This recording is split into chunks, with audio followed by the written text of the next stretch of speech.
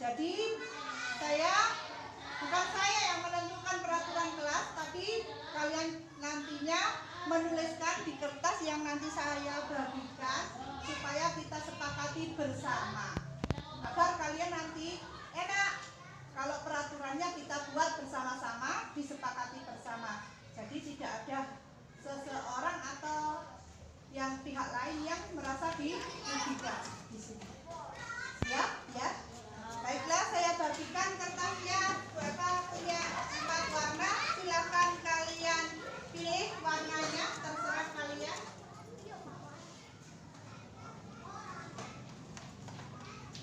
Boleh?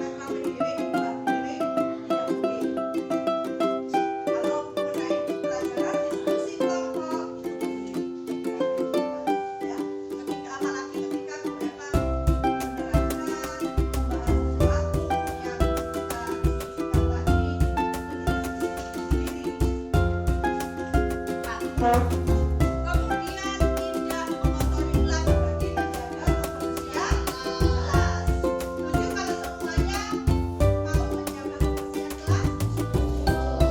Maka itu ini semuanya 5 ini kayak kita sepakati bersama dengan kesepakatan kelas. Kesepakatan kelas bersama dengan peraturan yang ada di kelas. Itu ya.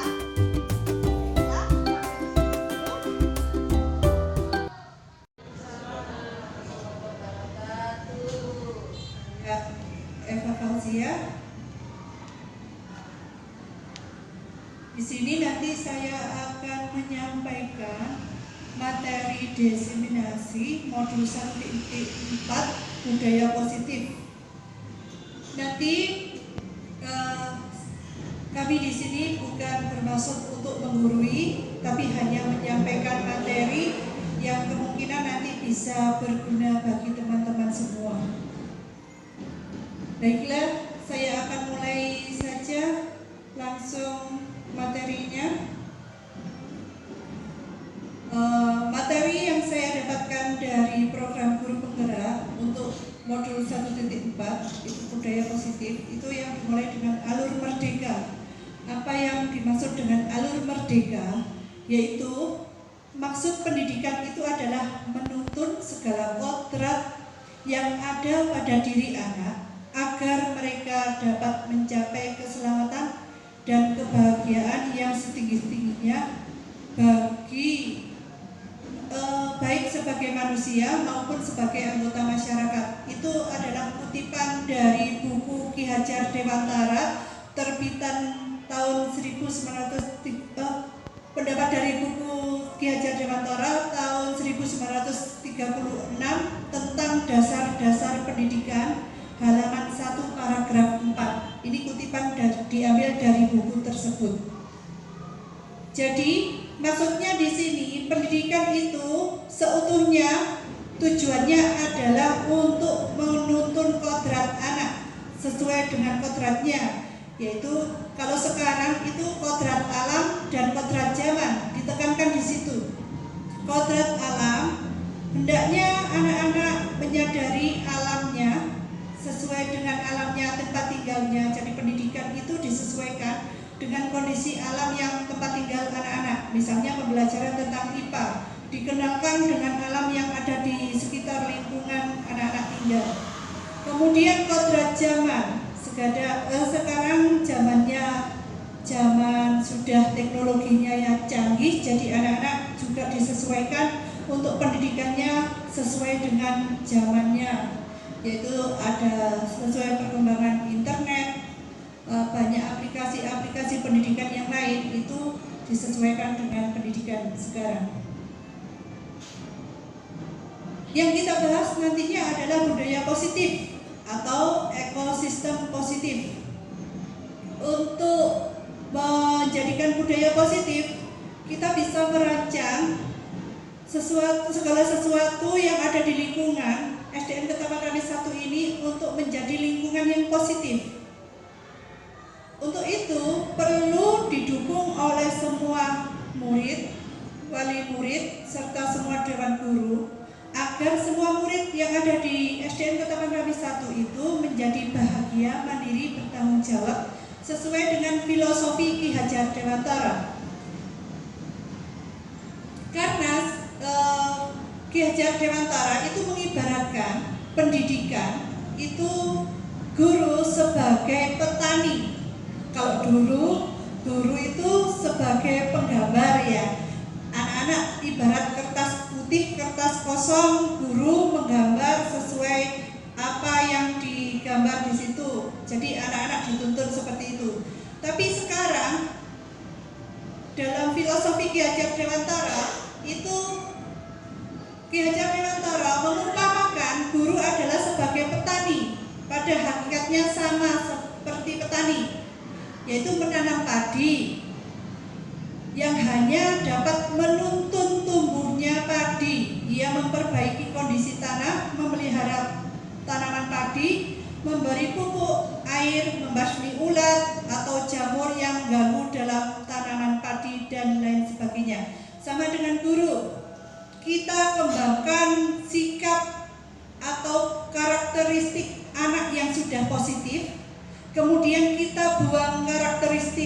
yang negatif atau sama dengan budaya yang negatif itu dihilangkan. Jadi tinggal budaya yang positif saja.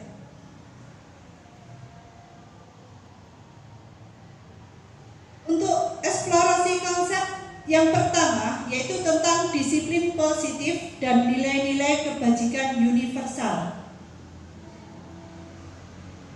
Perubahan paradigma stimulus respon, nilai kontrol. Siapa yang sesungguhnya yang memiliki nilai kontrol? Yaitu guru biasanya ya kalau di sekolah. Stimulus respon.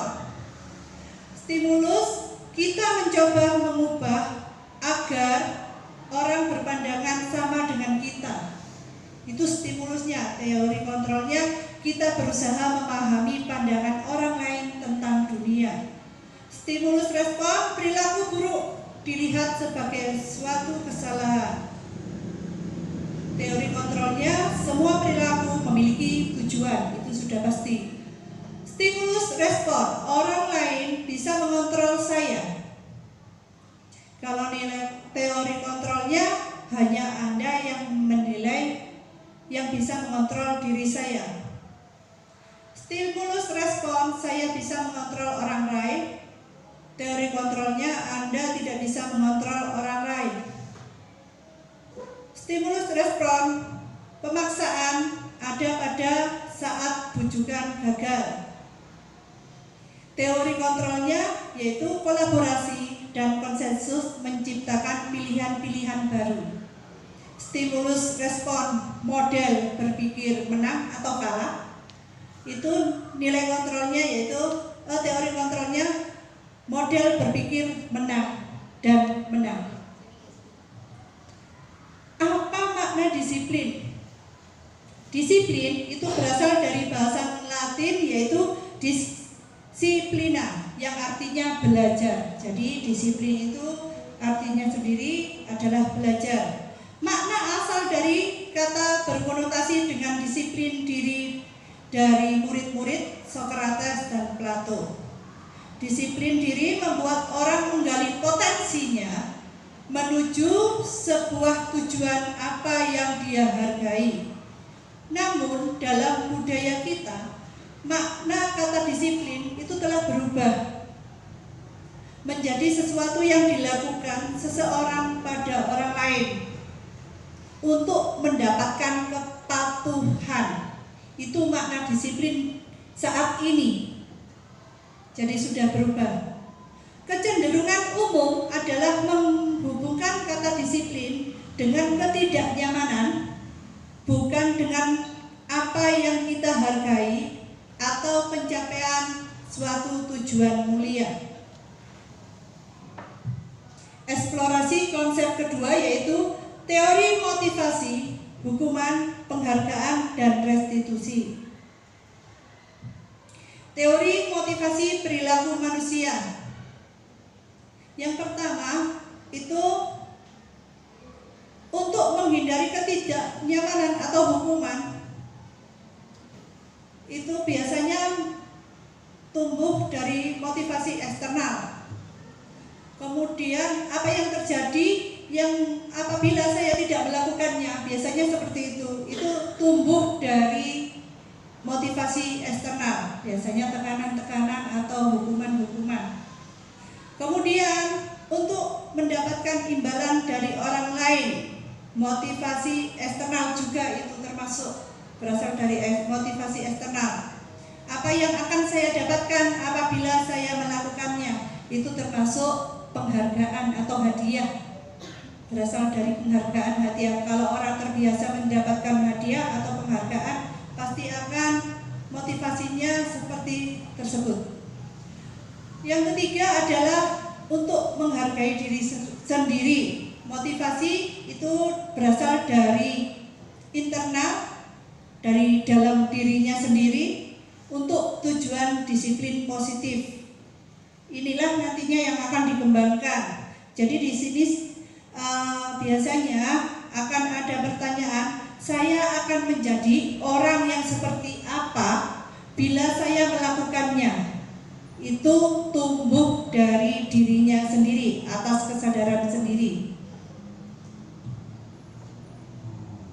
Kebutuhan-kebutuhan tersebut itu berasal dari kebutuhan dasar manusia. Ada 5 kebutuhan dasar manusia, yaitu yang tengah-tengah itu kebutuhan bertahan hidup. Itu umum, semua manusia pasti butuh bertahan hidup. Untuk bertahan hidup itu apa yang akan dilakukan? Banyak kebutuhan yang lain yang menentukan tingkah laku manusia. Yang pertama, penguasaan. Jadi seseorang itu bisa membutuhkan kekuasaan untuk bertahan hidup. Yang kedua, kasih sayang dan rasa diterima. Itu butuh sekali. Manusia membutuhkan itu. Diterima oleh orang lain itu dibutuhkan oleh setiap manusia, karena manusia adalah makhluk sosial. Kebutuhan kebebasan. Semua orang membutuhkan kebebasan, tidak tertekan oleh apapun. Yang terakhir, kelima adalah kebutuhan akan kesenangan. Semua manusia mendapatkan suatu kesenangan. Yang kesemuanya itu adalah kebutuhan dasar manusia. Yang tadi sudah ada kebebasan. Kebebasan itu merdeka. Menurut Ki Hajar Dewantara, merdeka itu artinya tidak hanya terlepas dari perintah, akan tetapi juga cakap memerintahkan diri sendiri. Jadi di sini kita harus sadar diri, bisa menguasai diri sendiri. Kekuatan apa yang kita dapat, yang kita punyai, untuk diperintahkan oleh diri sendiri. Jadi biasanya kalau orang yang tertekan itu pasti muncul kekuatan diri sendiri. Itu cuplikan tersebut, pendapat tersebut dari Ki Hajar Dewantara, Pemikiran Konsepsi Keteladanan Sikap Merdeka, cetakan kelima tahun 2013 halaman 469. Nilai-nilai keselamatan, tadi kan kebutuhan dasar manusia itu keselamatannya. Nilai-nilai keselamatan atau kesehatan yang kita sebut suatu keyakinan. Nilai-nilai kebajikan universal yang disepakati secara tersurat lepas dari latar belakang suku, negara, bahasa maupun agama. Seperti yang sudah disampaikan sebelumnya, itu bisa disepakati dalam keyakinan. Kalau di sekolah itu di keyakinan kelas, dan semua nilai-nilai tadi itu kalau di sekolah sekarang itu terhimpun dalam profil pelajar Pancasila atau P5 kalau di kurikulum Merdeka, yaitu yang pertama beriman, bertakwa kepada Tuhan yang Maha Esa dan berakhlak mulia. Yang kedua, kebinekaan global. Yang ketiga, bergotong royong. Keempat, kreatif, bernalar kritis dan mandiri. Nantinya semua murid-murid di Indonesia harus menguasai atau harus tertanam 5 dari profil pelajar Pancasila ini. Eksplorasi konsep 3, sesuai dengan tadi nilai-nilai pasti ada keyakinan. Keyakinan kelas, untuk di sekolah dibutuhkan keyakinan kelas. Jadi keyakinan kelas itu apa? Keyakinan kelas itu sama dengan peraturan yang ada di kelas. Mengapa harus ada keyakinan kelas? Karena dalam suatu kelas itu membutuhkan peraturan. Peraturan tersebut dibentuk dari keyakinan. Kenapa dinamakan keyakinan bukan peraturan? Karena di keyakinan kelas ini nantinya anak-anak sadar akan tanggung jawabnya. Di sini nanti contoh-contoh membuat keyakinan kelas, yaitu mengapa kita memiliki peraturan harus menggunakan helm helm bila mengendarai kendaraan roda 2? Mengapa kita memiliki peraturan 3M, memakai masker, mencuci tangan, dan menjaga jarak? Mengapa kita memiliki peraturan harus datang tepat waktu pada saat mengikuti pelatihan? Itu semua pertanyaan-pertanyaan yang digunakan untuk membuat keyakinan. Untuk mendukung motivasi intrinsik, motivasi yang tumbuh dari dalam diri anak-anak sendiri dengan kesadaran sendiri, maka kembali ke nilai-nilai keyakinan-keyakinan yang menggerakkan seorang dibandingkan mengikuti serangkaian peraturan-peraturan. Keyakinan kelas itu berasal dari peraturan-peraturan yang berada di kelas. Dari peraturan-peraturan yang ada di kelas itu harus menimbulkan seyogyanya menimbulkan keyakinan pada diri anak harus mematuhinya atas kesadaran dalam diri sendiri tanpa ada paksaan dari orang lain, tanpa paksaan dari guru dan teman-temannya. Dari keyakinan kelas nantinya akan membentuk lingkungan positif. Lingkungan positif juga akan memunculkan budaya yang positif. Contoh-contoh dari keyakinan kelas antara lain ini ada dari TK, kesepakatan kelas, datang tepat waktu, mengucapkan salam, menjaga kebersihan sekolah, berdoa sebelum dan sesudah kegiatan, aktif dalam pembelajaran, tertib. Kalau yang kesepakatan kelas,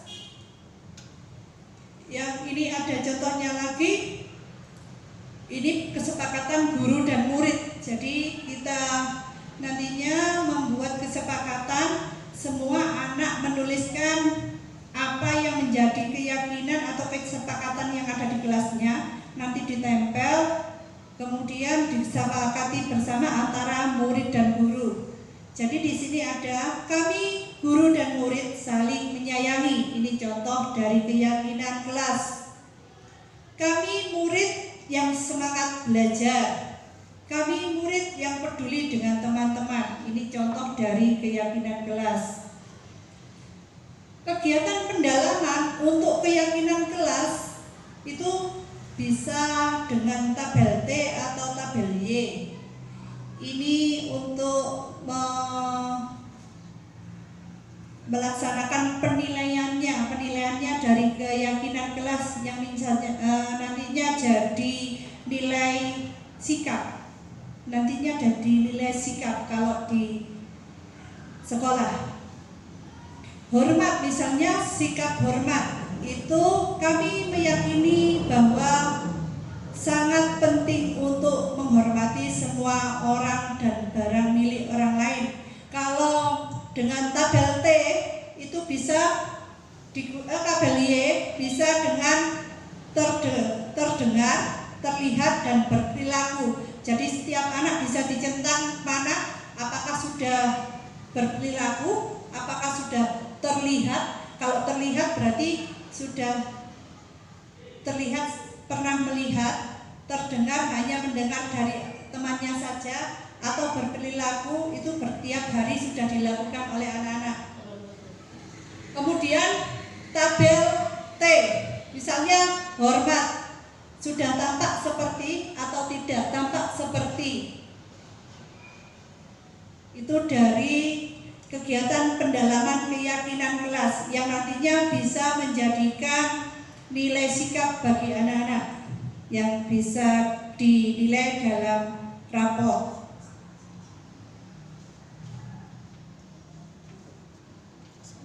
Apa bedanya keyakinan dan peraturan? Di sini sudah nampak kalau peraturan itu selalu dikembalikan buku pada tempatnya. Itu keyakinan kelasnya bentuk tanggung jawab. Dilarang mengganggu orang lain. Bentuk keyakinannya adalah menghormati orang lain. Hadir di sekolah 15 menit sebelum pembelajaran dimulai, yaitu keyakinan kelasnya menghormati orang lain atau berkomitmen. dilarang melakukan kekerasan, keyakinan kelas keselamatan, menghormati orang lain, dilarang menggunakan narkoba, itu masuk keyakinan kelas kesehatan. Bergantian atau menunggu giliran masuk keyakinan kelas menghormati orang lain, atau bisa juga dengan bersabar. Menggunakan masker, keyakinan kelasnya adalah kesehatan, keselamatan.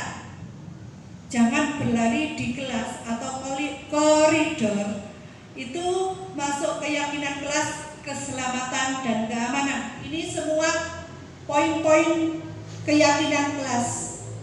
Jadi bisa digunakan untuk poin-poin di kelas. Hanya ditulis yang poin-poinnya saja, kemudian disepakati bersama, bisa diterapkan di kelas masing-masing. Eksplorasi 4. Posisi kontrol. Di sini ada 5 posisi. Sebelum saya mengenal ini, saya menyadari kalau saya dulu ada di posisi penghukum, pembuat orang merasa bersalah, posisi teman, dan posisi pemantau. Tapi setelah mendapatkan materi tersebut, saya sekarang mencoba untuk menjadi posisi manajer. Posisi penghukum di sini, anak-anak nantinya kalau posisi kontrol di sini penghukum dan merasa bersalah, itu termasuk menghindari hukuman. Anak-anak berperilaku baik hanya untuk menghindari hukuman. Jadi anak-anak, oh ada guru nanti saya dihukum, supaya tidak dihukum saya akan berbuat seperti ini. Ini berarti menghindari posisi penghukum dan merasa bersalah. Oh iya, tadi saya berbuat salah, jadi saya salah. Itu posisi bersalah. Di situ ada contoh posisi penghukum: menghardik, menunjuk-nunjuk, menyakiti, menyindir. Itu termasuk biasanya guru kalau berbuat seperti itu termasuk posisi penghukum. Kalau membuat rasa bersalah, ibu kecewa dengan kalian, itu posisi merasa bersalah. Seharusnya kamu berbuat seperti ini, itu pembuat rasa bersalah. Kalau guru berkata, itu di posisi penghukum, kalau kamu tidak melakukan, awas ya, rasakno, biasanya seperti itu ya, itu penghukum. Jadi anak-anak berbuat baik itu ketika anak-anak dihukum. Jadi bukan kesadaran sendiri-sendiri. Kemudian menyembunyikan, menyangkal, berbohong, itu pembuat rasa bersalah. Kaitan dengan dunia berkualitas, murid meletakkan guru di luar dunia berkualitas. Murid meletakkan guru di dalam dunia berkualitas. Murid berkata, biarkan saja, nanti juga marah-marah lagi. Biasanya kalau posisi penghukum seperti itu, Bapak wes, nanti kan kalau berbuat seperti ini saya akan mendapat hukuman. Seperti itu. Itu posisi penghukum. Guru kalau membuat rasa bersalah, pasti anak-anak itu merasa kecil hati. Kalau berbuat salah, maafkan saya ya, maafkan saya. Jadi tidak pernah menonjolkan dirinya sendiri. Dia selalu minder. Saya selalu berbuat salah. Dampak kepada murid, kalau penghukum mengulangi kebiasaannya untuk melanggar hukum karena hukuman. Kalau pembuat rasa bersalah itu merasakan rendah diri, tidak dihargai oleh orang lain. Jadi merasa minder muridnya. Yang kedua, identitas berhasil atau sukses, kontrol dari luar, teman atau pemantau. Saya menjelaskannya satu persatu saja supaya dapat diterima. Guru biasanya kalau teman membuatkan alasan-alasan untuk muridnya, melindungi muridnya yang berbuat salah. Di sini biasanya guru seperti itu. Kalau murid saya tak lindungi. Enggak kok, muridku baik-baik saja semuanya, padahal ada yang bersalah. Terus kalau pemantau menghitung dan mengukur, itu biasanya diukur dengan teman kelas sebelumnya seperti ini, sekarang seperti ini, itu mengukur. Kemudian guru berkata, kalau teman, ayo lakukan demi ibu. Jadi ada imbalannya, demi ibu kamu harus lakukan ini. Merasa kamu tidak mau, ingat, tidak ibu pernah bantu. Jadi butuh imbalan dari ibu gurunya. Terus kalau pemantau, apa peraturannya? Ayo, ingatkan peraturannya apa. Jadi diingatkan tentang peraturan. Kalau tidak diingatkan, muridnya gak paham. Ketergantungan hasilnya. Kalau teman, jadi kalau berbuat salah pasti bergantung pada gurunya. Kalau posisi teman, kalau posisi pemantau disesuaikan diri bila diawasi. Oh, ada bu guru. Kalau nggak ada bu guru biasa saja. Kalau ada bu guru merasa dia diawasi. Kaitan dengan dunia berkualitas, murid meletakkan guru sebagai orang yang sangat penting di dunia berkualitas.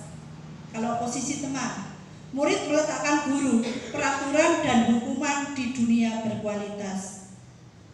Kalau murid berkata, saya pikir bapak ibu teman saya, ternyata begitu. Kalau ada yang kecewa seperti itu. Berapa banyak bintang yang saya peroleh, ini pemantau. Biasanya kalau ada muridnya merasa paling baik, itu diberi bintang ya. Itu ternyata tidak baik juga diberi bintang, termasuk penghargaan. Jadi kalau tidak ada penghargaan, tidak akan melakukan itu anak-anak. Jadi nantinya supaya anak-anak yakin dalam dirinya melakukan itu atas kesadarannya sendiri, bukan dari hukuman, bukan dari bintang, penghargaan.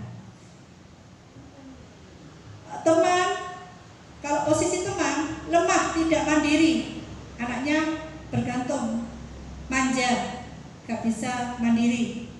Kalau pemantau menitik beratkan pada sanksi, pasti ada sanksi, ada hadiahnya. Nah ini harusnya nanti jadi seperti manajer.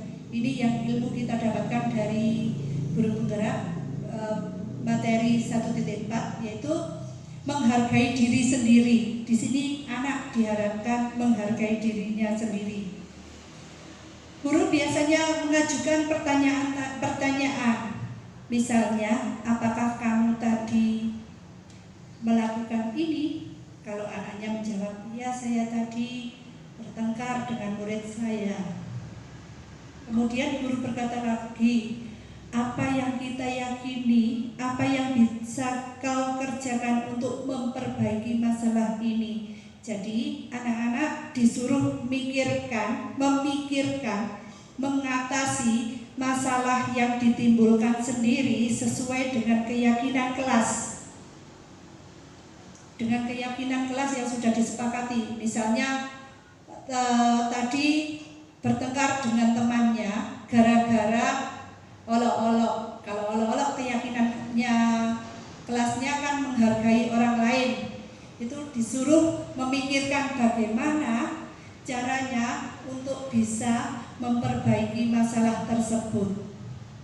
Di sini hasilnya adalah menguatkan pribadi dari anak-anak.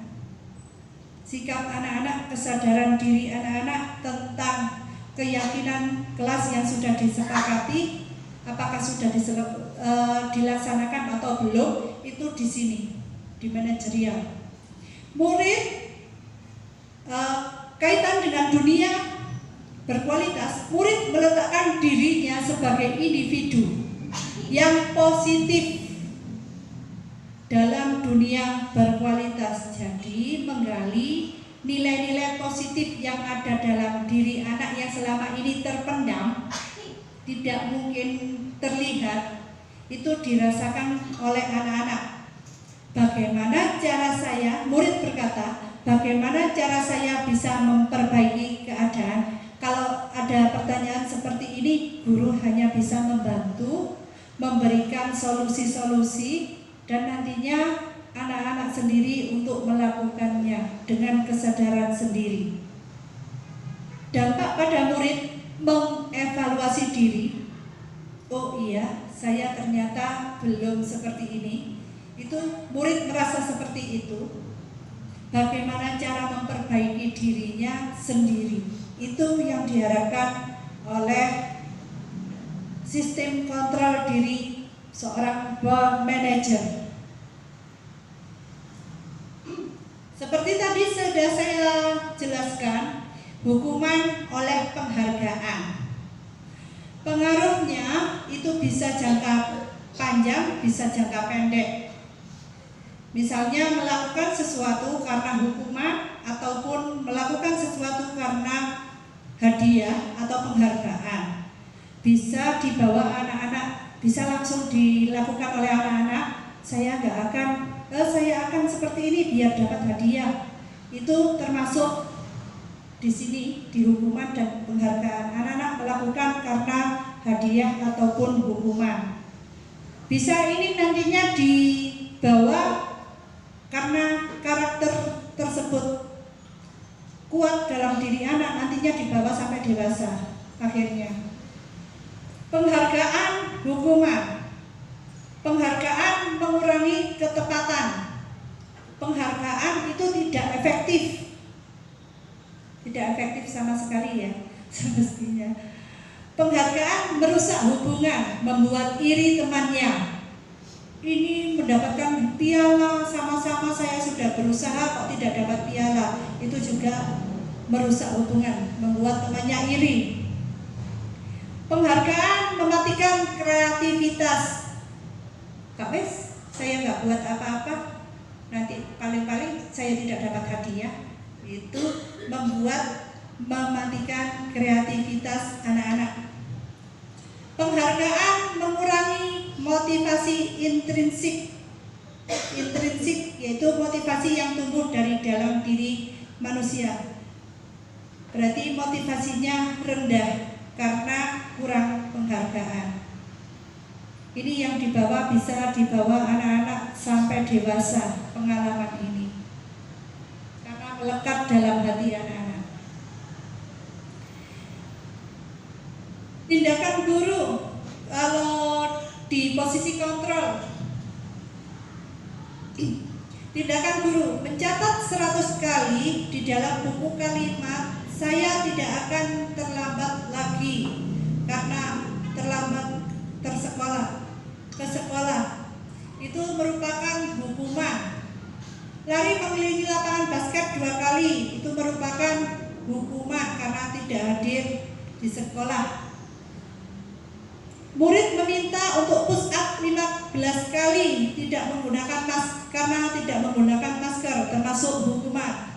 Menggantikan kertas ulangan teman yang telah dicoret-coret. Maksudnya dicoret-coret, murid yang membuat coret-coret tersebut harus menggantikannya karena itu konsekuensi dari tindakannya. Kalau membuat coret-coret berarti harus menggantinya. Itu berarti menyadarkan anak-anak kalau berbuat salah harus bertanggung jawab. Membersihkan tumpahan air di meja tulis karena kesenggol pada saat belajar, itu juga konsekuensi latihan dari tanggung jawab anak-anak. Murid disuruh untuk mengenakan sepatu sehari-hari di sekolah karena tidak mengenakan sepatu hitam. Murid disuruh untuk mengenakan sepatu seharian di sekolah karena tidak menggunakan sepatu hitam. Maksudnya di sini mungkin keliru itu. Tidak menggunakan sepatu, jadi sepatunya dicopot. Karena tidak menggunakan sepatu hitam, sepatunya dicopot. Itu termasuk hukuman. Mungkin karena biar anaknya malu. Itu termasuk hukuman. Lari mengelilingi lapangan basket 2 kali karena terlambat 10 menit untuk pelajaran PJOK, itu termasuk konsekuensi. Kalau pelajaran PJOK mengelilingi 2 kali lari, itu kan sudah sewajarnya karena pelajaran PJOK.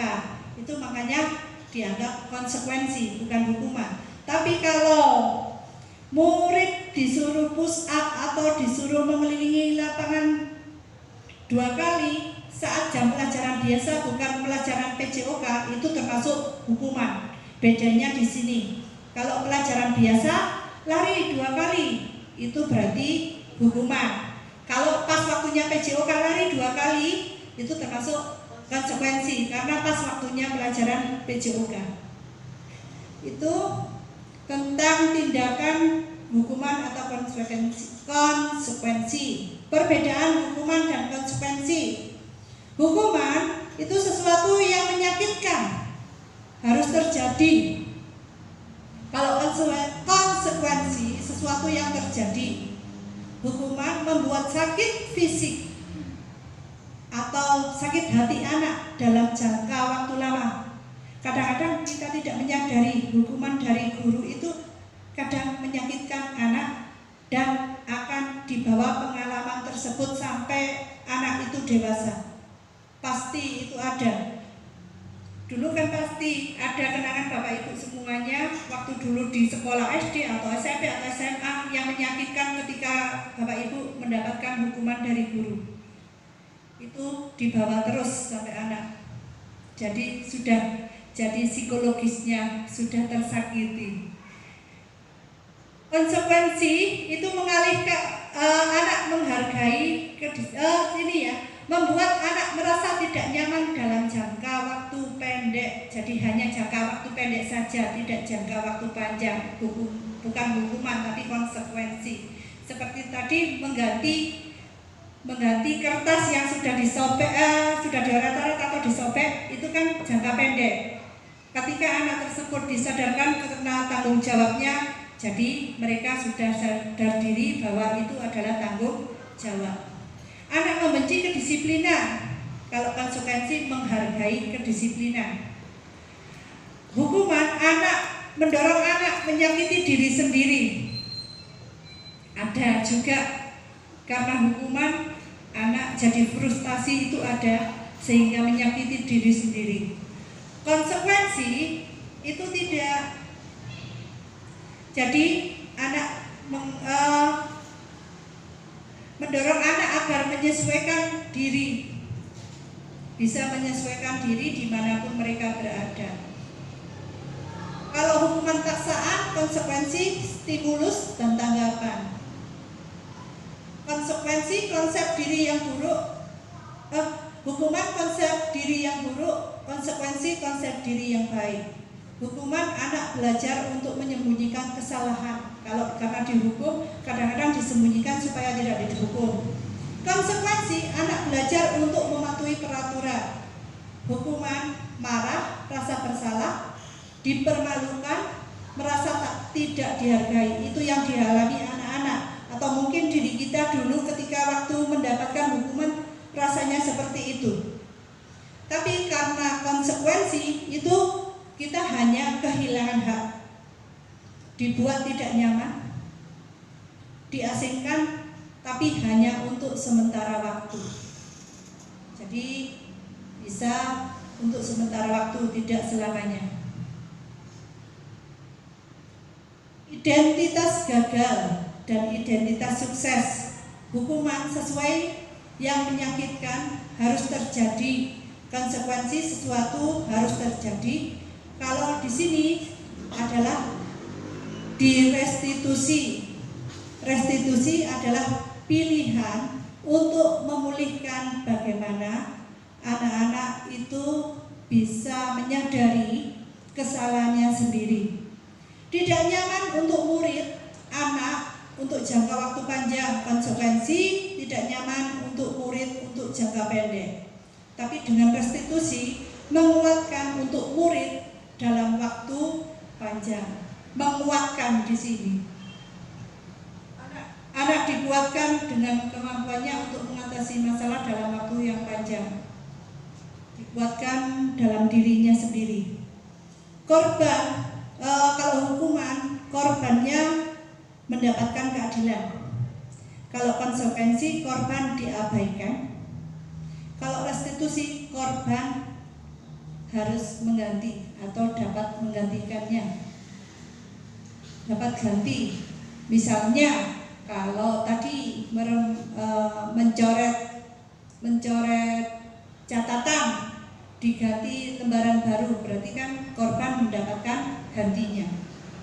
Perilaku murid anak akan tersakiti kalau hukuman, dan itu biasanya dibawa sampai pengalamannya sampai masa tua. Kalau konsekuensi, murid atau anak dibuat tidak nyaman walaupun sebentar.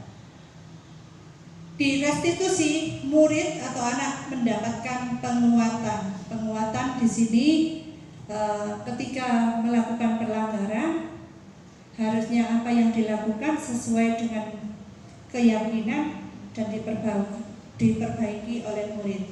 Perilaku untuk hukuman perilaku pasif agresif meningkat. Kalau konsekuensi menguatkan hanya bertahan dalam jangka waktu pendek. Restitusi itu adalah proses memecahkan masalah bersama antara anak dengan guru. Hukuman sistem tidak akan berjalan bila murid tidak takut. Kalau konsekuensi memerlukan monitoring, supervisi terus-menerus dari guru. Jangka waktunya panjang. Kalau restitusi, murid belajar bertanggung jawab atas kesalahannya sendiri untuk perilakunya sendiri. Hukuman berlaku hanya pada sebuah institusi, tidak berlanjut pada kehidupan nyata. Jadi bayangannya saja kemudian tertanam dalam psikologis anak saja kalau hukuman. Tapi konsekuensi membantu menerapkan mengikuti peraturan dalam masyarakat. Sedangkan di restitusi fokus hanya masalah yang ada, kemudian dampaknya itu pasti dalam waktu yang panjang. Anak-anak menyadarinya sendiri. Hukuman, peraturan adalah kamu harus, itu adalah hukuman. Sedangkan konsekuensi peraturannya, apa peraturannya? Mampukah kamu melakukannya? Terima kasih, itu adalah konsekuensi. Tapi di restitusi, di sini anak-anak nantinya ditanyakan tentang apa yang kamu yakini. Ini berhubungan dengan keyakinan kelas. Apa yang dapat kamu lakukan untuk memperbaiki masalah ini? Jadi kesadaran anak sendiri untuk memperbaiki kesalahannya. Hukuman, murid akan membenci peraturan. Konsekuensi, murid anak menghormati peraturan. Restitusi, murid anak atau anak menghormati dirinya dan orang lain. Jadi akibatnya bukan untuk sendiri tapi untuk orang lain kalau restitusi. Jadi kalau hukuman bersifat negatif, konsekuensi itu netral. Sedangkan yang bersifat positif adalah restitusi. Pernyataan-pernyataan biasanya yang digunakan untuk hukuman. Saya kecewa sekali dengan kamu. Ini membuat rasa bersalah. Ini masih posisi kontrol. Kamu tidak pernah benar melakukannya. Ini adalah posisi penghukum. Ayolah lakukan demi Bapak Ibu. Ini adalah posisi teman. Apakah kamu mau mendapatkan stiker bintang hari ini? Adalah dari pemantau biasanya. Kalau manajer, bagaimana kamu bisa menyelesaikan masalah ini? Jadi anak-anak memikirkan cara menyelesaikan masalahnya sendiri. Tapi juga tidak lupa dengan peran guru sebagai fasilitatornya. Jadi kita hanya membimbing anak, mendampingi anak, supaya anak sadar akan kesalahannya sendiri. Kamu selalu yang paling terakhir. Ini adalah posisi penghukum. Tanpa sadar kita sering melakukan kata-kata seperti itu. Yang kelima adalah segitiga restitusi. Apa yang dimaksud dengan segitiga restitusi? Sebelum ke segitiga restitusi, dengan restitusi? Restitusi adalah proses menciptakan kondisi bagi murid untuk memperbaiki kesalahan mereka sehingga mereka bisa kembali pada kelompok mereka dengan karakter yang lebih kuat. Jadi yang dititik beratkan di sini adalah karakter anak yang lebih kuat. Karakter tersebut adalah karakter positif. Untuk yang negatif tidak usah dikuatkan. Restitusi juga merupakan proses kolaborasi yang mengajarkan murid untuk mencari solusi.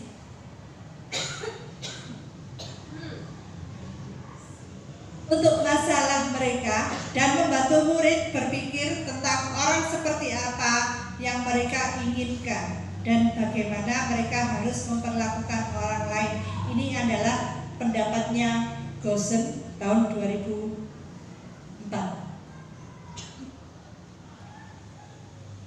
Dan restitusi ada namanya istilahnya segitiga restitusi. Di sini ketika kita melakukan restitusi ada berbentuk segitiga, yaitu yang pertama adalah validasi tindakan yang salah.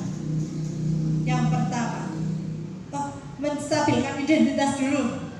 Maaf, yang pertama yang bawah, menstabilkan identitas. Di sini setiap orang pernah pasti melakukan kesalahan. Itu disadarkan ke anak-anak.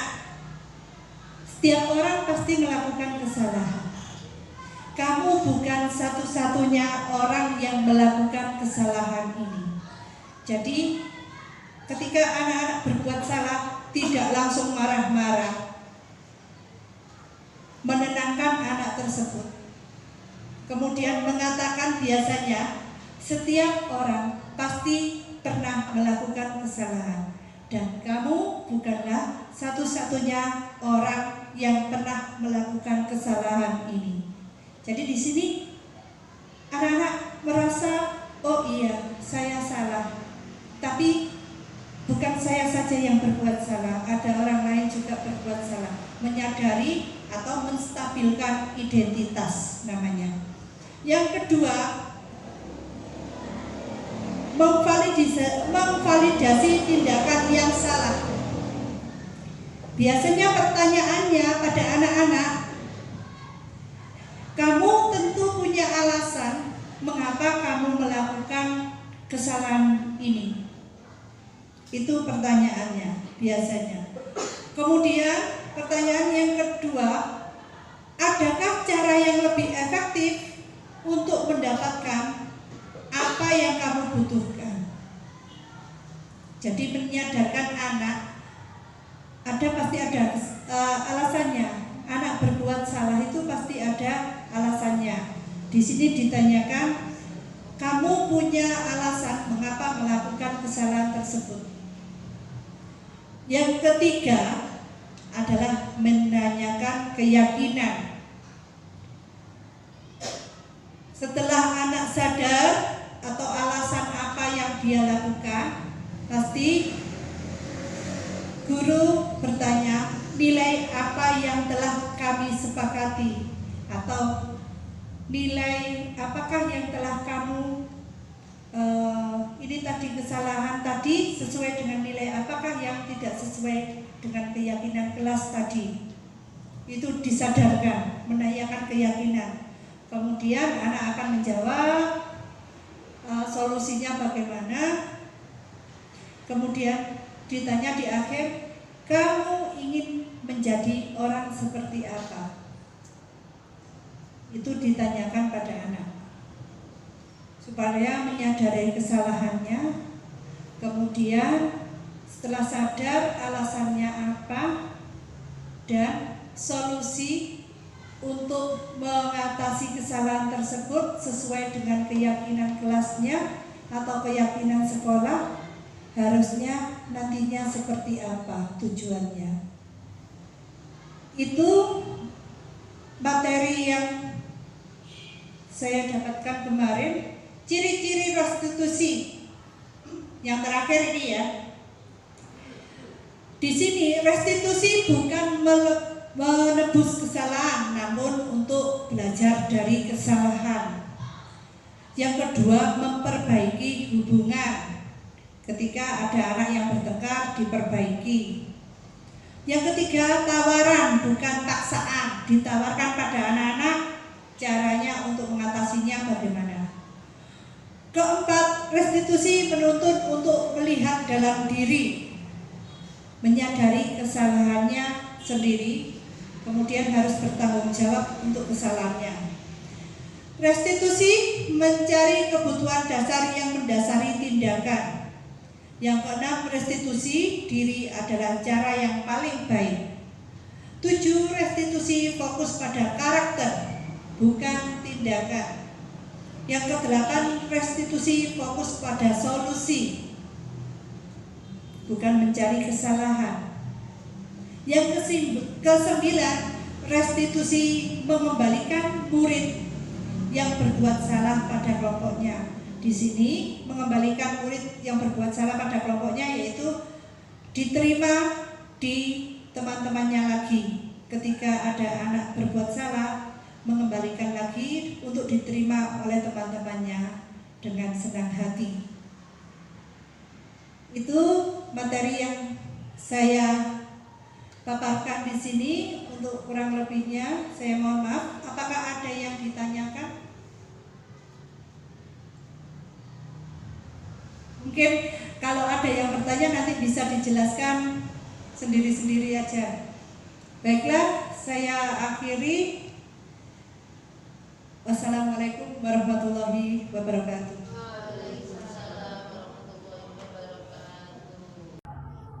Assalamualaikum warahmatullahi wabarakatuh. Perkenalkan, nama saya Robi Fahrul Rosyanto.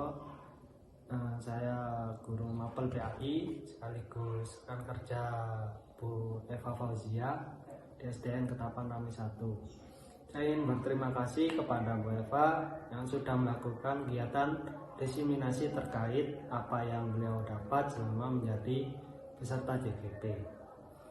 Dari diseminasi tadi banyak hal baru yang menjadi wawasan baru bagi kami.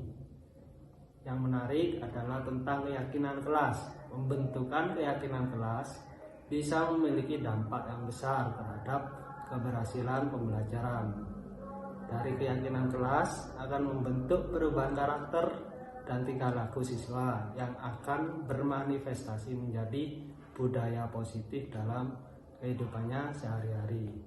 Tentunya jika keyakinan kelas itu dilakukan dengan sikap disiplin, tanggung jawab, dan penuh kesadaran. Harapan saya ke depannya bisa menerapkan apa yang saya dapat dari kegiatan diseminasi tadi. Dari saya terima kasih. Saya akhiri. Assalamualaikum warahmatullahi wabarakatuh. Salam Merdeka Belajar.